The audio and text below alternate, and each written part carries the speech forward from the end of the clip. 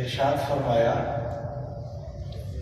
من تواضع للہ رفعہ اللہ، جس نے اللہ کے لیے عاجزی اختیار کر دی اللہ تبارک و تعالی ان کو بلند مرتبے عطا فرمائیں گے۔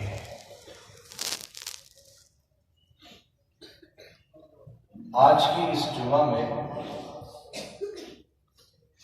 تواضع کی اہمیت اور اس کی حقیقت اور اس پر عمل کرنے کا طریقہ بیان کرنا مقصود ہے۔ اللہ تبارک و تعالی مجھ نشیس کو اس حدیث کی صحیح تشریح کرنے کی توفیق عطا فرمائے، اور آپ سامعین ذی وقار کو اللہ تبارک و تعالی اس پر عمل کرنے کی توفیق عطا فرمائے۔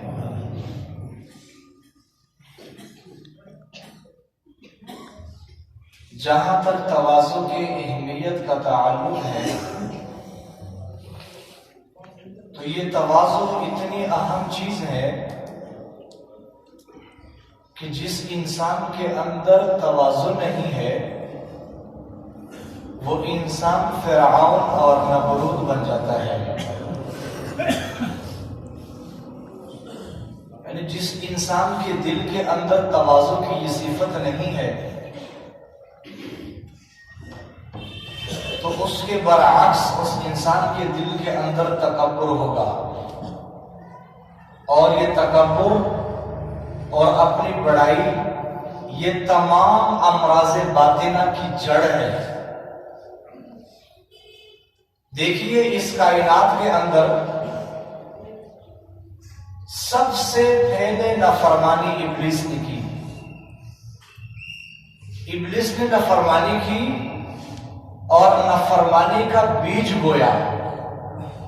اس سے پہلے اس کائنات میں نافرمانی کا کوئی تصور ہی نہیں تھا۔ جب اللہ تبارک و تعالی نے حضرت آدم علیہ السلام کو وجود بخشا تو پھر اللہ تبارک و تعالی نے تمام فرشتوں کو حکم دیا کہ اس حضرت انسان کے سامنے سجدہ زیر ہو جائیے۔ چنانچہ تمام فرشتوں نے حضرت آدم علیہ السلام کے سامنے سجدہ کر دیا اور ابلیس نے سجدہ کرنے سے انکار کر دیا۔ تو اللہ تبارک و تعالی نے جب ابلیس سے پوچھا کہ بھئی کس چیز نے آپ کو سجدہ کرنے سے روک دیا، تو کہنے لگا انا خیر من، ارے میں اس انسان سے افضل ہوں، اس لیے کہ اللہ خلقتنی من نار وخلقتہ من طین، اللہ آپ نے مجھے آگ سے پیدا کیا اور اس انسان کو آپ نے مٹی سے پیدا کیا ہے، تو آگ مٹی سے افضل ہے، اس افضلیت کی بنا پر میں اس انسان کو سجدہ نہیں کر سکتا۔ یہ وہ پہلی نافرمانی ہے جو اس کائنات کے اندر سرزد ہوئی، اس سے پہلے نافرمانی کا کوئی تصور ہی نہیں تھا۔ اور اس نافرمانی کی بنیاد وہ تکبر ہے جس کی وجہ سے اللہ تبارک و تعالی نے شیطان ابلیس کو اپنے دربار خداوندی سے مطرود اور مردود کر دیا۔ اس نافرمانی کی وجہ کیا بنی؟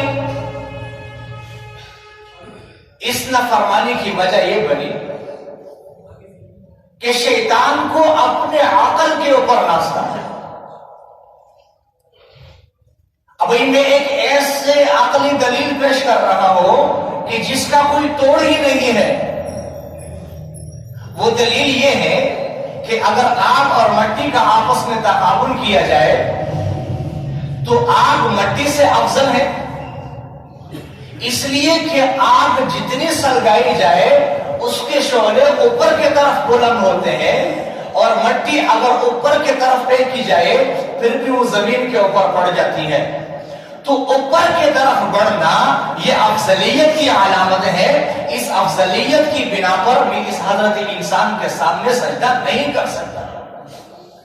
یہ وہ وجہ تھی جس کی وجہ سے اللہ تبارک و تعالی نے شیطان کو اپنے دربار سے مطرود اور مردود کر دیا. کتنے بڑے بڑے دن رات اللہ کی عبادت کرنے والے کتنے بڑے بڑے لوگ اس تکبر کی وجہ سے اللہ پاک کے رحمتوں سے محروم ہو گئے. حضرت عیسیٰ علیہ السلام ایک دفعہ سفر پر جا رہے تھے تو ان کے زمانے میں ایک عابد تھا. دن بھر روزہ رکھتا تھا اور رات بھر نفلیں پڑھتا تھا. پوری زندگی ان کی عبادت بن چکی تھی. تو حضرت کے ساتھ وہ بھی تشریف اپنے سفر پر نکل گئے اور اس وقت ایک عاصی ایک گناہگار شخص بھی مشہور تھا. تھوڑے سے آگے چلے تھے, واپس مڑ کے دیکھا تو وہ عاصی اور گناہگار بندہ ان کی پیچھے چل رہا ہے. تو یہ عابد حضرت عیسیٰ علیہ السلام کی طرف متوجہ ہو گیا اور پھر کہنے لگا کہ حضرت وہ پیچھے عاصی اور گناہگار وہ بھی ہمارے پیچھے چل کر آ رہا ہے. تو حضرت عیسیٰ علیہ السلام فرمانے لگے آپ ان کو چھوڑ دیں. اور یہ عاصی یہ گناہگار شخص ان نیک لوگوں کو دیکھ کر کے اپنے دل کے اندر یہ حسرت کر رہے ہیں, یا اللہ یہ آپ کے کیسے نیک لوگ ہیں, کیسے نیک بندے ہیں. اللہ آج میں نیک ہوتا تو میں بھی ان کے ساتھ چلتا. اور ادھر وہ عابد وہ یہ دعا کر رہا ہے کہ یا اللہ مجھے اور اس گناہگار جو ہمارے پیچھے چل کر آ رہا ہے کل قیامت کے دن ہمیں اکٹھا نہ کرنا. اس وقت اللہ تبارک و تعالی نے حضرت عیسیٰ علیہ السلام کے اوپر وحی نازل فرمائی کہ میرے پیغمبر میں نے ان کی بات بھی سن لی اور ان کی بھی سن لی.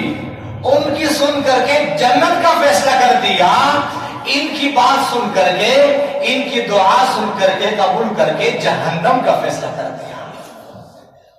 اس لیے کہ ان کو اپنے عبادات کے اوپر ناچتا اور ان کو اللہ کی رحمت کے اوپر نگاہ تھی. تو میں عرض کر رہا تھا کہ تکبر